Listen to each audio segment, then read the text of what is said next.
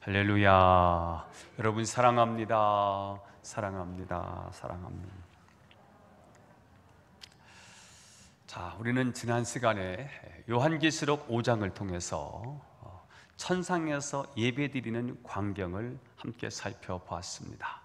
사도 요한이 영안이 열려져서 하늘에서 예배드리는 광경을 보고 있는 가운데 하나님의 손에 안팎으로 빽빽하게 글이 적혀있는 두루마리 책을 보게 되었습니다.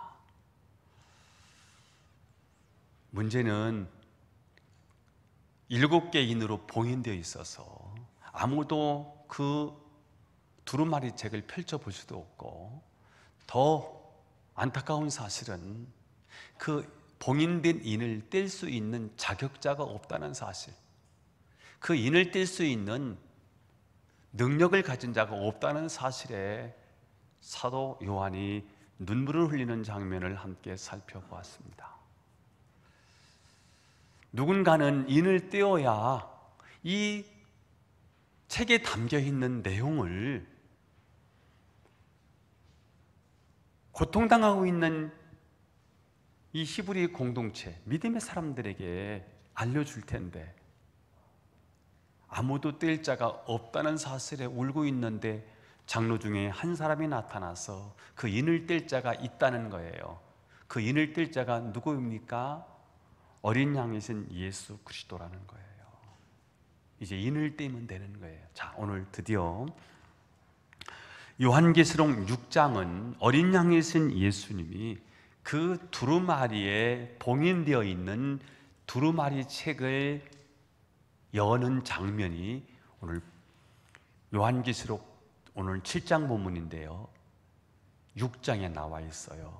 제가 설교 준비를 하면서 이번에 요한계시록을 한번 좀 나눴으면 좋겠다는 마음이 있어서 어떻게 하다 보니까 처음부터 요한계시록을 하려고 한 건 아닌데 어떻게 하다 보니까 요한계시록을 하게 됐습니다. 6장은 인을 뗄 때마다 엄청난 재앙이 쏟아지는 이야기인데, 이런 얘기를 하면 교인들이 힘 뺄 것 같아서 고민을 하다가 그래 7장으로 넘어가자, 그래도 조금 터치는 하고 넘어가야 될 것 같아서 오늘 두 가지 얘기를 할 거예요. 첫 번째는 이제 드디어 예수님이 인을 떼는데 7개 인을 뗄 때마다 나타나는 재앙이 기록되어 있거든요. 어디에 말입니까? 요한계시록 6장에 기록되어 있어요. 예수님이 인을 떼시지요. 인을 뗄 자가 없었는데 예수님이 이제 쉽게 말하면 이렇게 봉함이 이게 돼 있어요. 그래서 인봉 처리를 했는데 이걸 열어야 되는데 인봉 처리를 했기 때문에 이거를 떼야 되는데 이 뗄 수 있는 자격이 없는 거예요. 근데 자격자가 계세요. 인을 떼기에 합당하신 분이 계세요. 그분이 하나님의 어린 양이신 예수님이라는 거죠. 그분이 인을 떼서 이제 하나씩 하나씩 밝혀지는데 그 내용이 6장에 기록이 되어 있어요. 그래서 오늘 두 가지 얘기인데, 첫째는 어린 양이신 예수님이 봉인된 두루마리 인을 떼실 때마다 어떤 심판이 임하는지를 살펴볼 거예요. 예수님이 인을 뗄 때마다 7개 인을 다 떼셔야 되는데 6장은 6개 인만 이야기하고요, 8장에 넘어가면 이제 7째 인을 떼면서 이제 나팔 얘기가 나오죠. 재앙 얘기예요. 다 이렇게 연결이 되는데 그 사이에 7장이 들어가는데, 자, 인을 떼실 때마다 팬데믹이에요. 인류의 대재앙이 일어나는 이야기예요.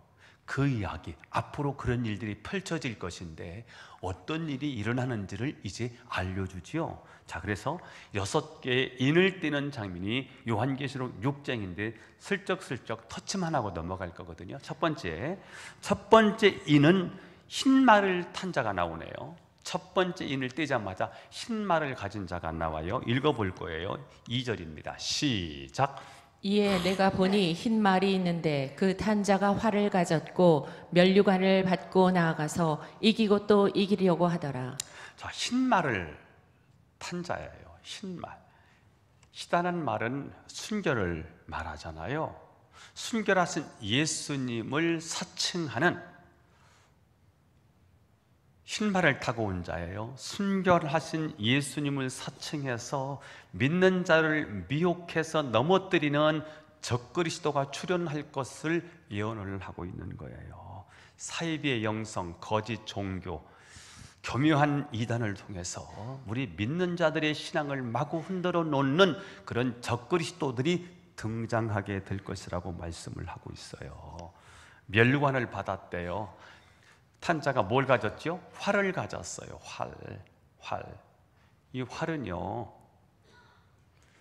적그리스도가 하나님을 대적하는 세력이 사용하는 것은 활이고요, 하나님이 우리에게 들려주시는 것은 검입니다. 말씀의 검, 성령의 검이지요. 그래서 하나님이 우리에게 사용하는 이 활은요, 무지개입니다. 무지개는 이렇게 뜨지요. 어디를 향하지요? 화살이 어디를 향합니까? 하늘을 향합니다. 우리가 받아야 될 재앙은, 우리가 하나님 앞에 지은 죄는 재앙입니다. 저주입니다. 하나님의 심판에 마땅합니다. 그런데 하나님의 공의로 인류를 심판하면 그냥 나만 할 수가 없어요. 그래서 하나님이 어떻게 하시냐면요, 저주를 하늘을 향해요. 화살을 하늘을 향해서요, 저주는 내가 받을게, 심판은 내가 받으마.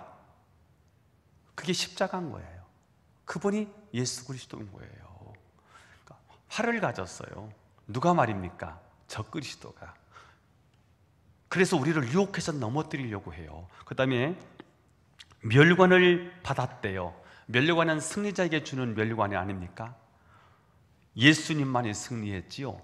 그래서 예수님만이 멸관을 쓰실 자격이 있고, 예수님이 멸관을 받으실 자격이 있고, 예수님만이 우리에게 멸관을 주실 수 있어요. 그런데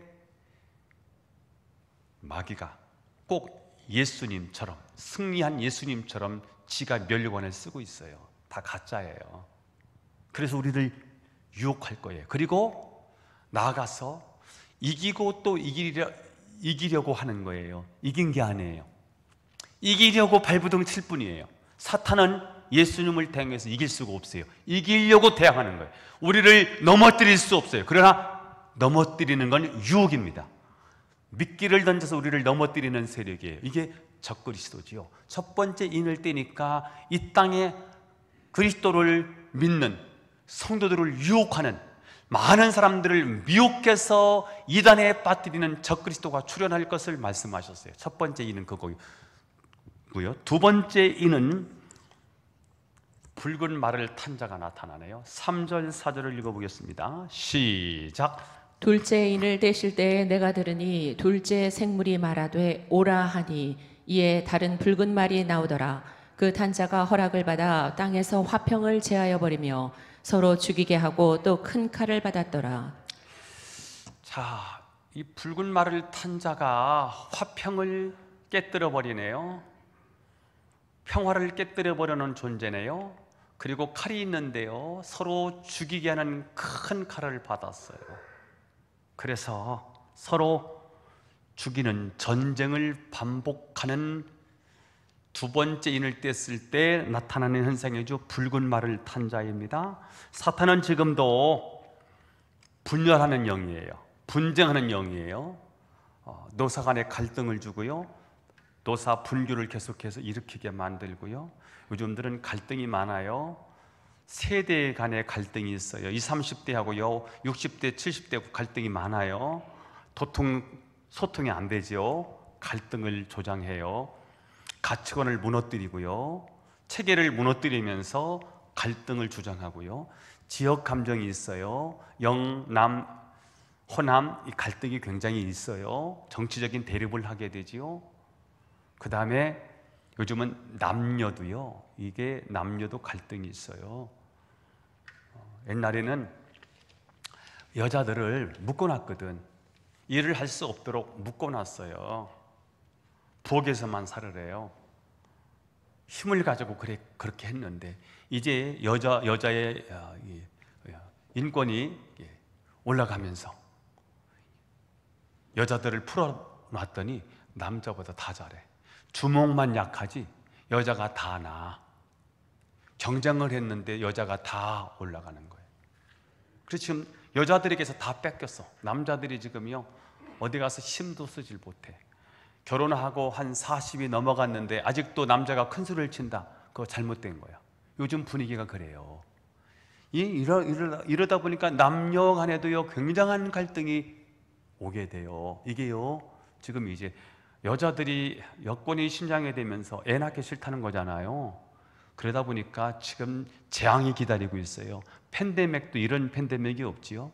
이제 애를 안 낳으니까 생산 활동할 수 있는 사람들이 사라졌어요. 앞으로 끔찍한 재앙이 예고되고 있는 거지 않습니까? 이게 다 이 갈등이 찾아오는 거지요. 자, 세 번째 인을 뗐더니 검은 말을 탄 자가 등장하네요. 5절 6절이에요. 시작. 셋째 인을 떼실 때에 내가 들으니 셋째 생물이 말하되 오라 하기로 내가 보니 검은 말이 나오는데 그 탄 자가 손에 저울을 가졌더라. 내가 네 생물 사이로부터 나는 듯한 음성을 들으니 이르되 한 데나리온 밀 한 되요 한 데나리온의 보리 석 되로다. 또 감난유와 포도주는 해치지 말라 하더라. 자, 이제 검은 말이 나왔어요. 검은 말은 전쟁을 상징한 거고요. 그 다음에 그 탄자가 손에 저울을 가졌네요. 저울은 경제지수를 말하는 거겠지요. 그래서 한 데나리온에 밀 한 대요. 한 데나리온에 보리 석 대로 돼. 경제적 인플레이션이 일어난 거지요. 전쟁과 기근을 통해서요 인플레이 현상이 나타날 거래요. 이게 엄청나지요. 그래서 한 데나리온은 노동자의 하루 품삯인데 그렇게 수고해야 밀 한 대를 살 수 있어요. 그렇게 하루 종일 땀을 흘려봐야 보리 석 대밖에 못 산다는 거예요. 당시 물가로 계산을 했을 때 12배가 뛰었대요. 실제로요 전쟁을 일어났을 때 이런 일들이 벌어져요. 옛날 제2차 세계대전이 일어났을 때 독일에 의해서 이 소련 레닌그라드가 이렇게 포위되었을 때 그래서 그때 물가가 하루 노동을 했는데 빵 한 조각을 살 수 있는 가격이었다고 해요.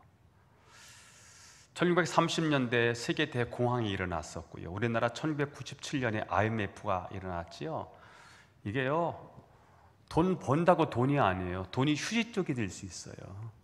이런 일들이 일어날 것이라고 예언을 했습니다. 말세의 대환란기에 이런 인플레이 현상이 일어난다고 말하고 이게 다 전쟁과 기근인데요. 저희 남북 대치된 상황에서 지금 50년 이상이 훌쩍 70년인가요? 흘러갔지요. 전쟁이 일어난다면 지금은 휴전 상태인데 잠깐 쉬고 또 싸우자는 거잖아요. 휴전이라는 게 언제든지 전쟁이 일어날 수 있는 가능성이 많은 나라가 우리나라인데요. 전쟁이 일어나면 어떻게 될까? 우리는 선제 타격을 못하고요 북한만이 선제 타격을 할 거예요. 우리는 선제 타격을 할 수 없도록 되어져 있어요. 그러면 우리는 방어를 해야 될 텐데 북한에서 포를 대공포든지 해간 포를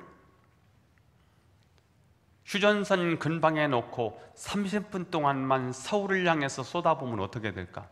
그야말로 서울 불바다가 되겠지요. 자, 그러면서 중요한 시설들을 다 타격을 할 겁니다. 통신시설 다 타격할 거예요. 그리고 우리의 그 자원들이 있는 시설들 있지요. 발전소, 원자력 발전소나 이런 데요. 거기를 타격해서 쏘아버릴 거예요. 그럼 30분 안에 모든 우리의 가지고 있는 공급할 수 있는 에너지가 다 차단이 되겠지요. 그러면 전기가 안 들어와요. 여러분, 전기가 안 들어오면 뭘 할 수 있겠어요? 아무것도 못하지요. 그 다음에 가스 공급이 끝날 거예요. 파괴가 됐는데요. 어디서 오겠습니까? 통신을 마비시킬 거예요. 전화가 안 될 거요. 스마트폰, 인터넷 전혀 안 됩니다. 쌀은 얼만큼 여러분 싸놓고 사십니까? 비상 식량을 저장해 놓고 사시는 분이 계신가요? 얼마나? 불이 있나요? 없어요. 옛날엔 골로라도 있었는데 지금 그런 게 없지요. 밥을 해 먹을 수도 없을걸요? 이야, 이거 진짜 이렇게 되는구나. 전쟁은요, 애들이 뭣도 모르고요, 그냥 요즘 시뮬레이션이 남과 북이 전쟁이 일어났을 때 가상 시뮬레이션을 가지고 하는데 막 얘기를 해요. 그거는 시뮬레이션일 뿐이에요. 전쟁이 일어나면 이 남한이 전 세계의 국방력이 6위더만요. 핵무기 사용하지 않았을 때 어마어마한 거죠. 북한도 만만치 않아요. 재래식 무기가 많은데요, 재래식 무기, 우리는 최첨단 무기고요, 거기는 재래식이 많아요. 그런데 여러분, 방아쇠를 당기면 총알이 나가요. 총알이 나가면 사람이 맞으면 죽어요. 재래식이라도요 많이 있다는 게 문제고요, 많이 동시다발적으로 쏘아대면 엄청난 화력이라는 거지요. 그래서 전쟁은 안 돼요. 어떤 일이 있어도요, 그냥 휴전선 근처에서요 그냥 왔다 갔다 그냥 요 정도로 끝내야지. 전쟁이 일어나면요 정말 끔찍한 재앙입니다. 이런 재앙이 없겠지요. 자, 이런 극심한 불경기, 경제적인 우기가 닥칠 수 있다는 거지요. 자, 네 번째 이야기입니다. 청황색 말을 탄 자가 등장해요. 7절 8절 읽겠습니다. 시작. 넷째 인을 떼실 때에 내가 넷째 생물의 음성을 들으니 말하되 오라 하기로, 내가 봄에 청황색 말이 나오는데 그 탄자의 이름은 사망이니 음부가 그 뒤를 따르더라.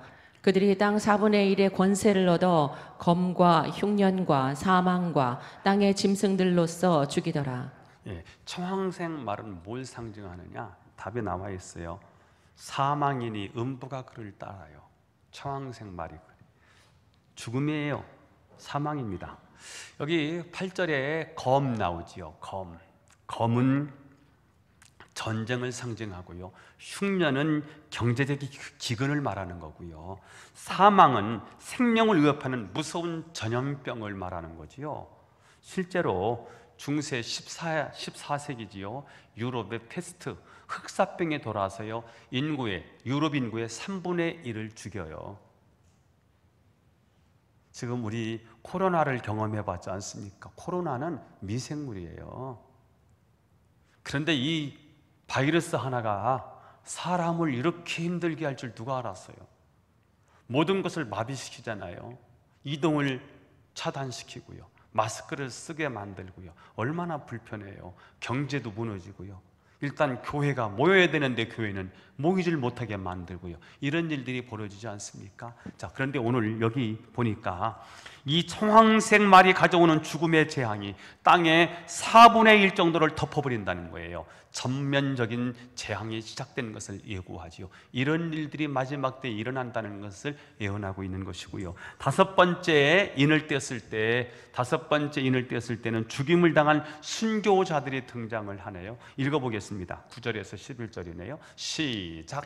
다섯째 인을 떼실 때에 내가 보니 하나님의 말씀과 그들이 가진 증거로 말미암아 죽임을 당한 영혼들이 제단 아래에 있어 큰 소리로 불러 이르되 거룩하고 참되신 대주제여, 땅에 거하는 자들을 심판하여 우리 피를 갚아주지 아니하시기를 어느 때까지 하시려 하나이까 하니, 각 그들에게 흰 두루마기를 주시며 이르시되 아직 잠시 동안 쉬되 그들의 동무 종들과 형제들도 자기처럼 죽임을 당하여 그 수가 차기까지 하라 하시더라. 자, 여기 보니까 잘 안 보이네. 하나님의 말씀과 그들이 가진 증거로 말미암아 죽임을 당한 영혼들이 있어요. 이들이 누구예요? 말씀 때문에 죽었어요. 복음 때문에 죽었어요. 누구예요? 순교자들이지요. 순교자들이 지금 제단 아래에 있다는 거예요. 이들이 죽었는데 복음 때문에 죽었어요. 예수님 때문에 핍박당하다가 붙잡혀서 사자밥이 되기도 하고 화형을 당해서 불태움을 당해서 죽기도 했어요. 그런데 아무 의미 없이 죽는 죽음이 아니라 제단 아래에 있다는 거예요. 하나님 앞에 드려진 제사라는 거예요. 하나님 제단에 가장 먼저 순교자로 제단에 제물로 드려진 분이 누구예요? 예수님이세요. 예수님이 죽으셔서 인류의 모든 죄가 용서되고 우리가 구원을 받게 되었어요.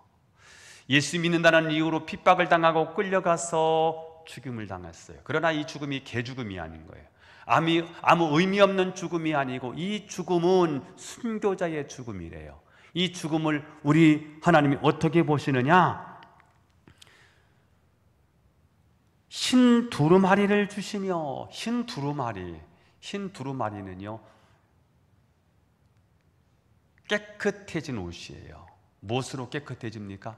보혈로 깨끗해진 옷을 입은 거예요. 그냥 죽은 게 아니고요, 복음 때문에 죽은 사람들을 천국에서는 아주 고귀하게 여겨주신다는 거지요. 유도를 배울 때는 처음 초보자에게 뭐부터 가르치냐면 낙법부터 가르쳐요.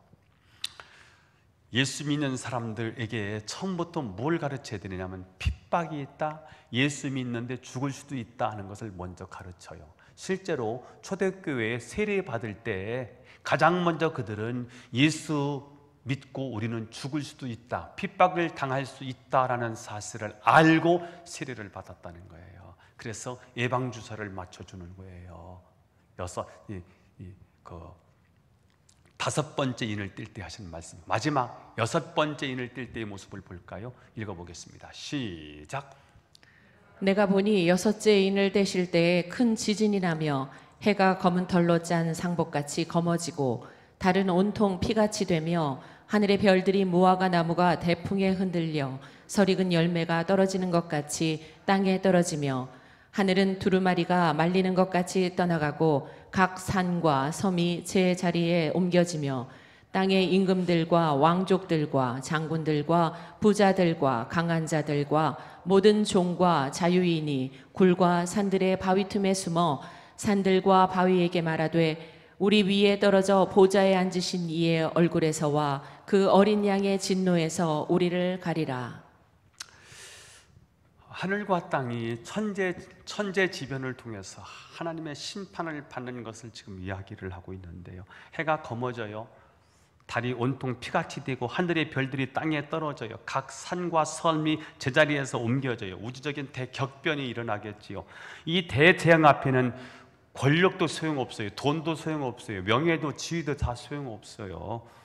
평소에 하나님을 무시했던 사람들이 엄청난 대재앙이 하나님으로부터 온 사실을 인식을 하고요, 공포에 떨게 될 거라는 거예요. 자, 예수님이 인을 떼실 때마다 그 두루마리 책의 내용이 뭔지를 몰랐는데 인을 떼고 보니까 다가올 미래를 알려주셨어요.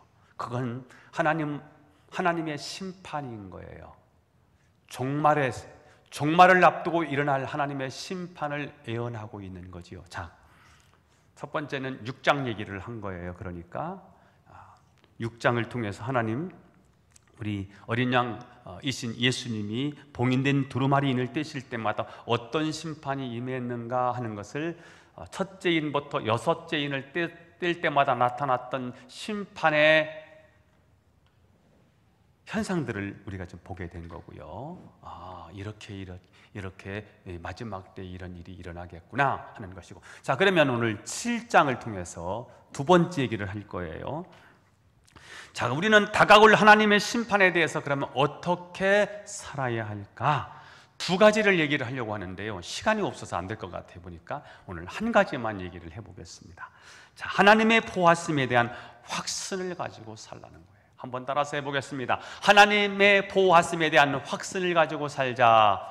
하나님의 보호하심에 대한 확신을 가지고 살자.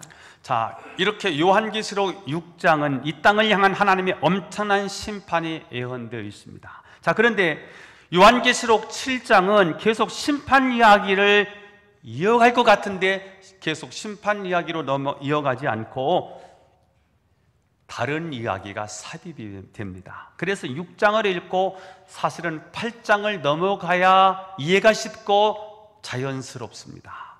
자, 그러면 성경은 왜 하나님의 심판을 열거하다가 갑자기 7장을 삽입했을까요?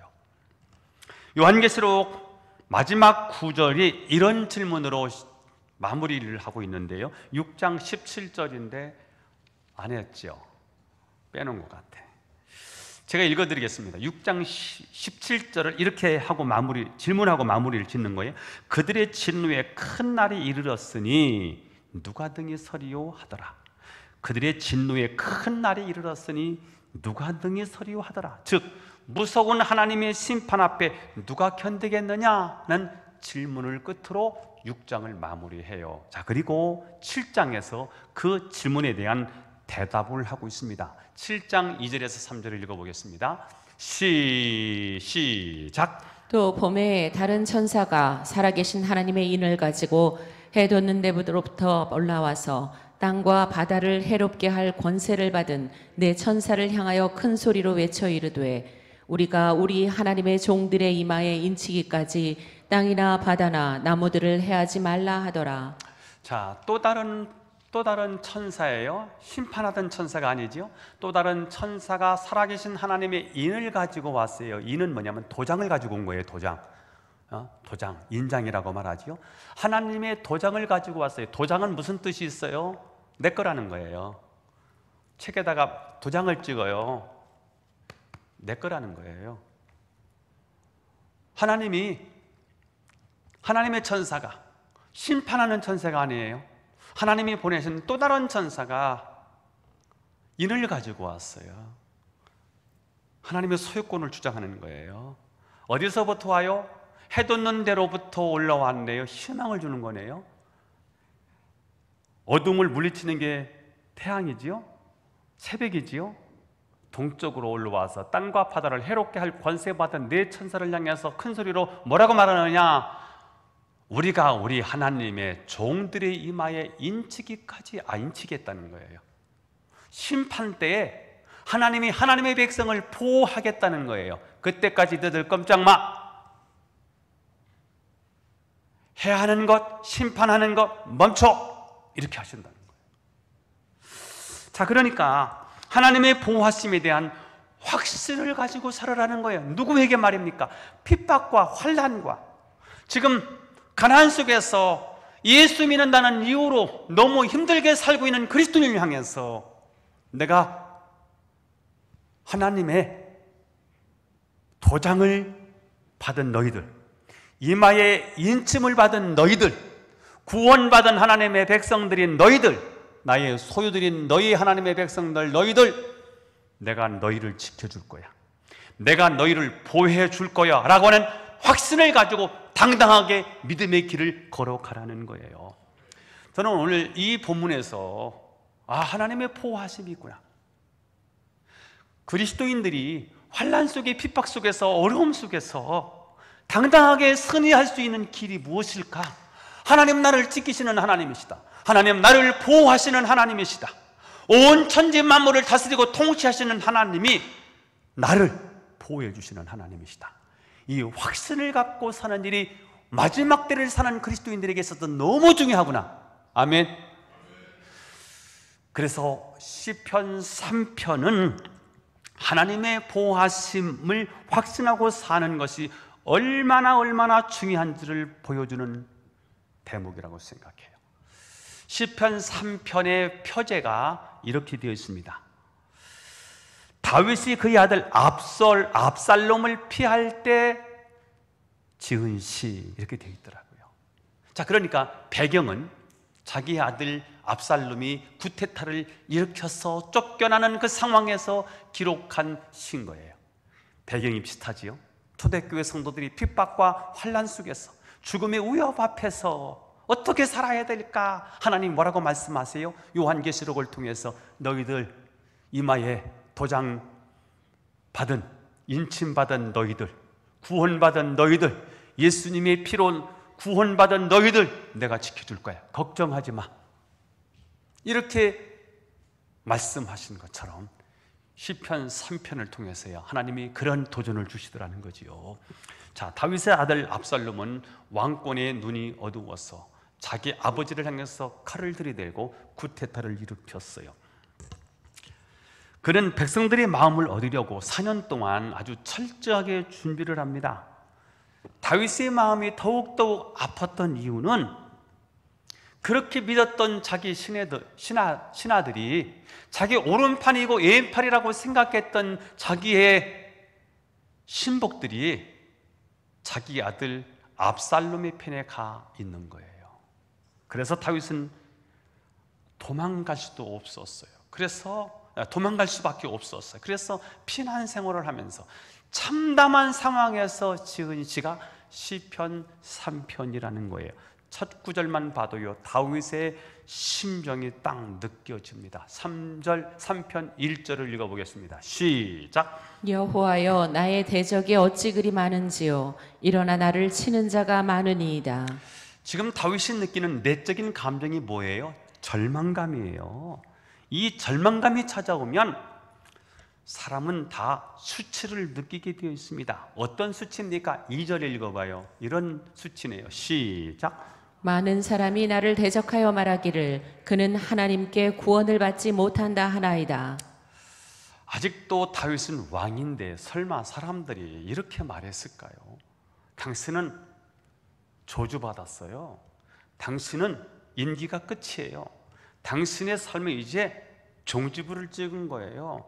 당신의 아들이 당신을 반역하고 당신 앞에 구태타를 일으켜서 당신은 이제 모든 것을 내려놓고 당신은 끝난 겁니다. 당신을 건져줄 자가 없습니다. 당신이 기도한다고 되겠습니까? 하나님도 당신을 버리셨는데, 하나님이 당신에게 더 이상 은혜를 베풀지 않았는데,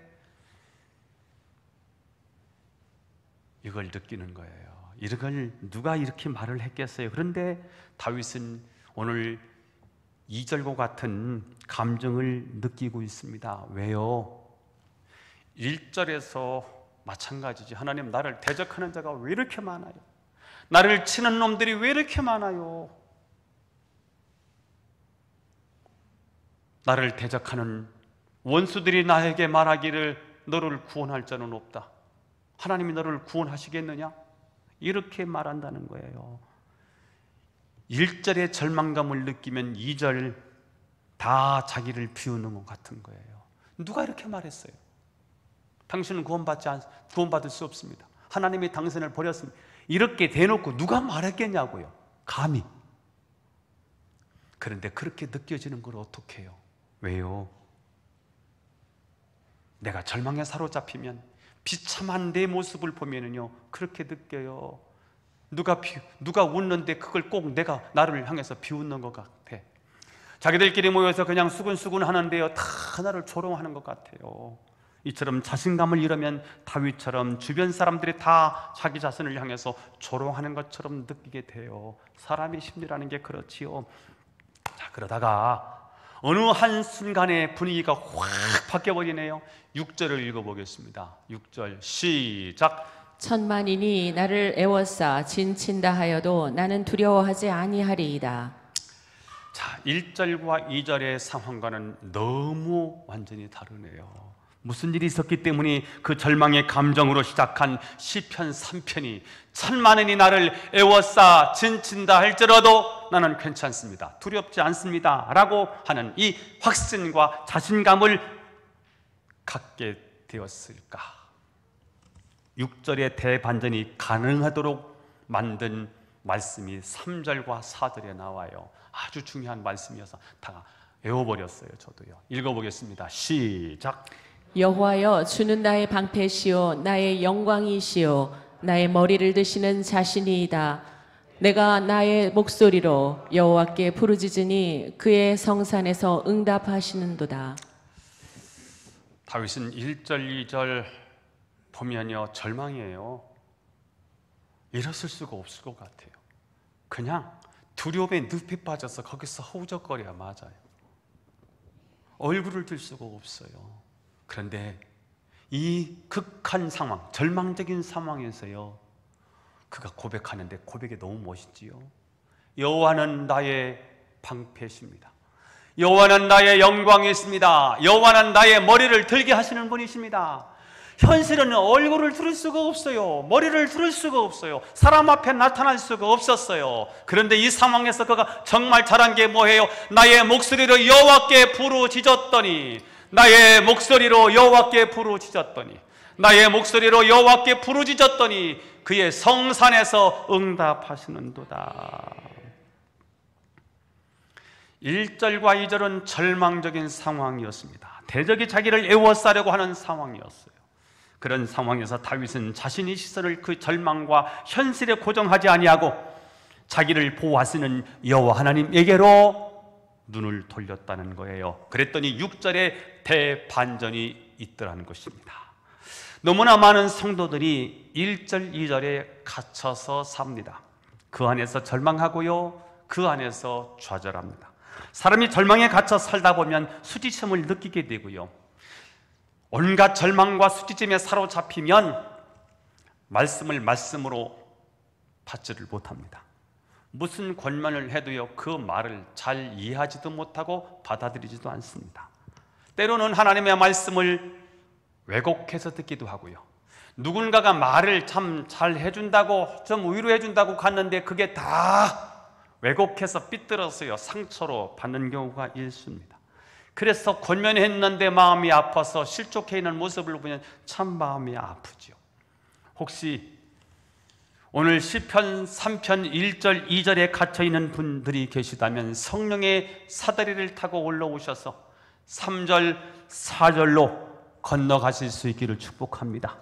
보호하시는 하나님에게로 우리의 시선을 옮겨질 때 6절과 같은 담대한 선포가 가능해지더라는 거예요. 저는 여러분이 천만이 나를 둘러진다 할지라도 나는 그런 것에 개의치 않겠다, 나는 괜찮다, 하나님이 나를 보호해 주신다는 담대함을 갖게 되기를 축복합니다. 가끔씩 때로는 우리에게 1절과 2절의 상황에 처해 있을 때가 있을 수 있습니다. 나를 대적하는 놈들이 왜 이렇게 하나님 많아요? 나를 치고 나를 공격하고 나를 쌍욕을 하고 있는 사람들이 내 주변에 하나님 왜 이렇게 많아요? 내 주변에 나를 대적하는 사람들이 나를 조롱하기를 네가 기도한다고 되겠니? 하나님은 내 기도에 응답하지 않으셔. 그 수렁에 빠져 있는데 하나님이 너를 건져줄 줄 아느냐? 네 질병에서 하나님이 너를 건져줄 줄 아느냐? 네 사업의 늪에서 하나님이 건져줄 줄 아느냐? 이게 왜 이렇게 확성기로 들리는지, 거대한 스피커로 들리는지 모르겠어요. 이런 때 우리가 당당히 천만인이 나를 애워싼다 할지라도 나는 두려워하지 아니하리로다, 이렇게 할 수 있는 저력, 이렇게 할 수 있는 힘의 원동력은 어디에 있습니까? 3절과 4절이더라는 거예요. 여호와는 나의 방패십니다. 여호와는 나의 능력이 있습니다. 여호와는 나의 머리를 들게 하시는 분이십니다. 내가 나의 목소리로 여호와께 부르짖었더니 성산에서 응답하시는도다.